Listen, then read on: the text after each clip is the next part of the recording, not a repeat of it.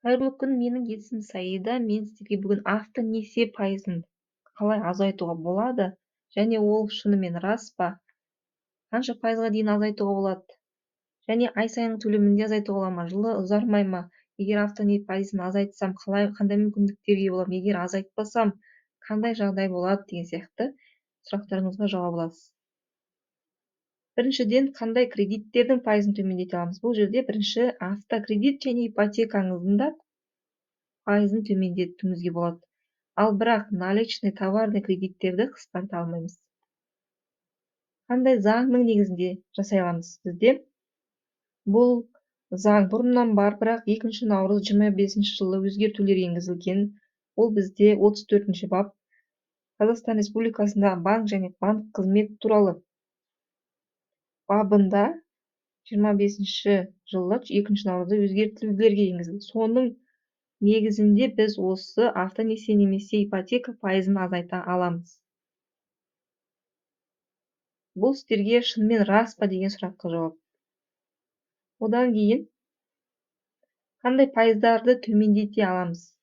Егер де сіздің автонесиеңіз 20%-дан жоғары болатын болса, оны 15 пайызға дейін, 5 пайызға дейін төмендетуге болады. Мысалы, сіздің автонесиеңіз Евразийский банкта 30% болатын болса, оны сіз 15-5 пайызға дейін төмендетуіңізге құқығыңыз бар заң бойынша. Себебі бұл заңды басшылыққа банк алады және оны шетке ысырып қоймайды. Сол заңның негізінде өзіңіздің мүмкіндігіңізді жаңағы пайызын азайту туралы қолдануыңызға болады. Қандай кері әсері бар деген сұраққа жауап. Енді бұл жерде кредит бермей қалады екен деп қорқудың қажеті жоқ. Бұл жерде банкроттыққа тапсырып жатқан жоқпыз, пайызын төмендетуге жіберіп жатырмыз. Содан кейін автонесие пайызын азайтпаған болсаңыз, енді сіз мынау мүмкіндіктерден жоғалтып жатсыз. Біріншіден, ол уақыт. Именно сол уақыт, осы уақыт аралығында сіз 7 жылға несие алсаңыз, мысалы автонесие алсаңыз, немесе 20 жылға ипотека алсаңыз, қаншама пайызын төлеп, жаңағы үстіне тағы да ай сайынғы төлемін жаңағы жоғары суммада төлеп жатсыз, иә. Осы мүмкіндік енді бізде жаңағы жақында ғана өзгертулер енгізілді ғой 25 жылы 2 наурызда. Сол жаңағы банкке заңына жаңағы президент өзі жарлығына қол қойған. Барлық автонесие иесі, ипотека алған үй иелері өздерінің банктен алған процентін несиесін төмендетуге болады және ай сайынғы төлемін де азайтуға мүмкіндіктері бар деп осындай мүмкіндікті беріп отыр. Сол мүмкіндіктерді қолданып жаңағы жасауыңызға болады. Ал егер қандай жағдайларда сіз осы көрсетіп тұрған нәрселерге тап боласыз? Мысалы, бұндай жағдайлар өздеріңіз білесіздер, машина алдыңыз, ипотека алдыңыз, әрбір жағдайда төлемей қалған себебіңіз болады, төлей алмай қаласыз банктен алып алғаннан кейін. Ол жерде сіз мынау жағдайларға тап боласыз. Бірінші очередь төлей алмай жатасыз. Мысалы, кейбір адамдар жұмыстан шығып қалады, кейбір адамдар денсаулық жағдай бойынша төлей алмай қалады. Әртүрлі себептер бар. Енді көбісі кездесетін ол жұмыссыз қалды, иә. Оның өзінде ол көп балалы әке деп санайық, иә. Сол жағдайда ол жерде өзінің 4 баласы бар, жұбайы және өзі осындай автонесие алған, бір жағынан ипотекасы бар, бір жағынан басқа кредиттері бар, жалақысы жетпей қалды. Сол кезде төлей алмай қалған кезде банк оған арест қояды. Картасына да, мүлкіне де, сосын кейін басқа машинаны алып сатуға, үйін алып сатуға деген сияқты тыйым қойып тастайды. Сосын кейін шекараға да тыйым қойып тастайды шығуға, иә. Өйткені ол сумма үлкен болып тұр. Одан кейін табысынан 50% ұстап атады. Және ол полный арестке қойылып тұрады. Сонда ол кісі жаңағы не істерін білмейді.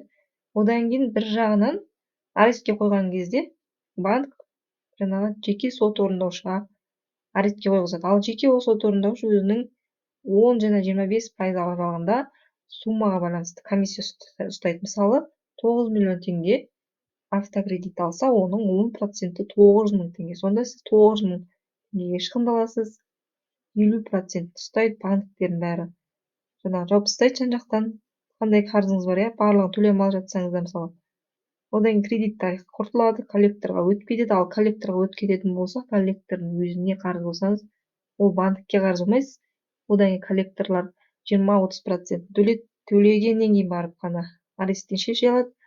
Ал егер оны төлемесе, банк қарызы боласың, коллекторға қарыз болғандықтан коллектор келіспейді.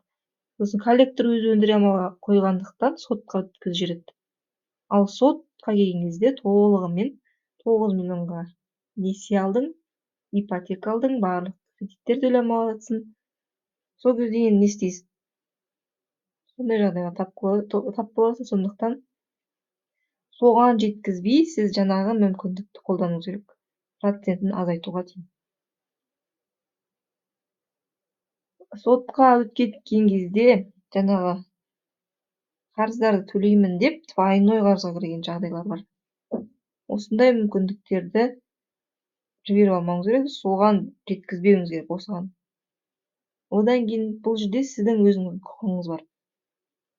Бұл негізінде конституция бойынша любой адам өзінің құқығын пайдалана алады. Любой жерде.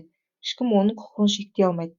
Бұл жерде адамның және азаматтың құқықтарының бостандықтары конституциялық құрылысты қорғау, қоғамдық тәртіпті, адам құқықтары мен бостандықтарын халық денсаулығы мен имандылық сақтау мақсаттарына қажетті шамада ғана және тек заңмен шектелуі мүмкін деп айтып тұр.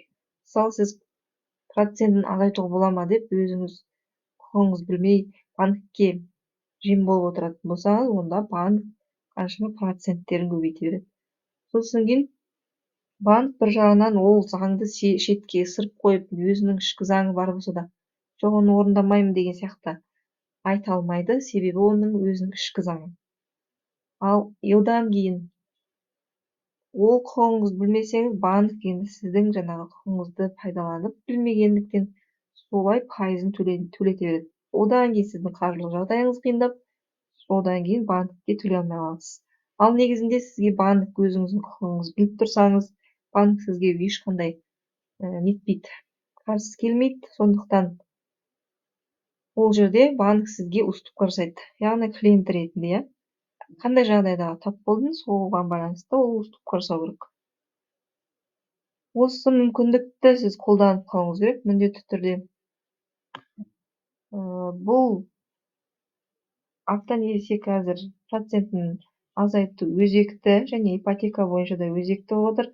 Ол жерде ипотека алған кісілер 19-20 жылға шейін алады. Сол кезде ай сайын процентін көп төлейді, және ай сайын төлейтін төлемінің өзі де көп. Соның барлығын азайтып, қаншама уақытты үнемдеп, энергияны үнемдеп, ақшаңызды үнемдеп, мүмкіндігіңізді осындай жоғалтпайсыз. Сондықтан егер де автонесиеңіз болса, және басқа да туысқандарыңыз, таныстарыңыз болатын болса, автонесие немесе кредиті бар, онда осы видеороликті ол кісілерге жіберіп қоюды ұмытпаңыз.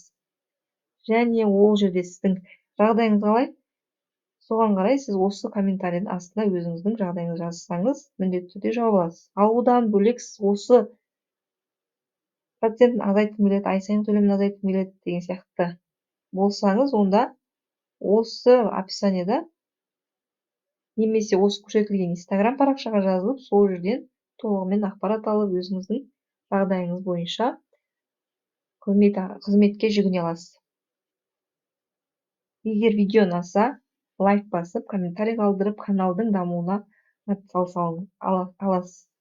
Ал егер осындай лайк көп жиналса, онда мен бұдан да басқа өздеріңіздің мәселелеріңізге қажетті осындай сабақтар видеолар салып отыратын боламын. Келесі видеода кездескенше сау болыңыздар.